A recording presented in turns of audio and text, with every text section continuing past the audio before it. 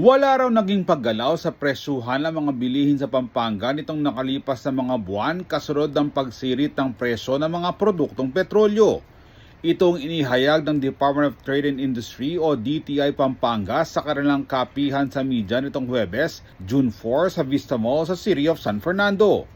Ayon kay Patrick Mendoza, Acting Division Chief ng Consumer Protection Division, nasunod ang Suggested Retail Price o SRP sa mga basic necessities sa supermarkets na inilalabas ng kagawaran.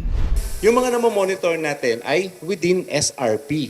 And mostly, meron pa rin yung mas mababa sila sa SRP. So, merong sagad na saktong-sakto, pero meron pa rin yung, marami pa rin yung mas mababa. Nagkakaroon anya ng konsultasyon ng DTI at mga manufacturers sa pagbubuo ng SRP na ipinapatupad nationwide. The process goes starting from the manufacturers. So they keep yung costing nila or they submit their costing to DTI. And si DTI, inaaral niya, ini-evaluate niya if these are appropriate, these are not excessive, ito ba ay akma lang. So kapag inaral niya yan, nakita niya upon proper evaluation na sige, okay lang yan, it is tamang-tama lang, let's go with the SRP. Si DTI will be publishing yung ating SRP. Ang SRP ni Payless na chicken na 55 grams ay 750. Kung ano ang presyo niya dito, halimbawa kay SM, kay Pure Gold, kay Save More, kay Robinsons, ang SRP iisa lang. Punta ka sa Visayas and Mindanao, ganun din siya.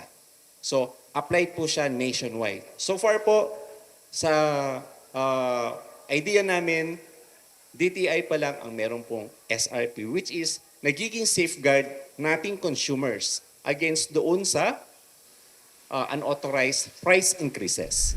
Samantala, nilinaw ng DTI na hindi sakop ng SRP ang mga school supplies, subalit naglalabas umano sila ng price guides matapos magsagawa ng price survey hinggil sa mga umiiral na presyo.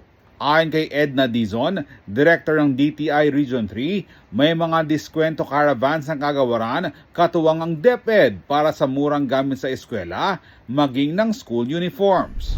To all the mothers, lalo na po ngayong opening, prepare na po natin yung ating mga budget.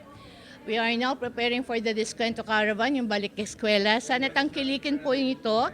Limited period lang po o duration, but because of our move to really make you help source mga affordable school supplies, and base po sa mga agreements ng ating mga suppliers sa taas, na nakipag-agree naman po sa ating mga officials, no?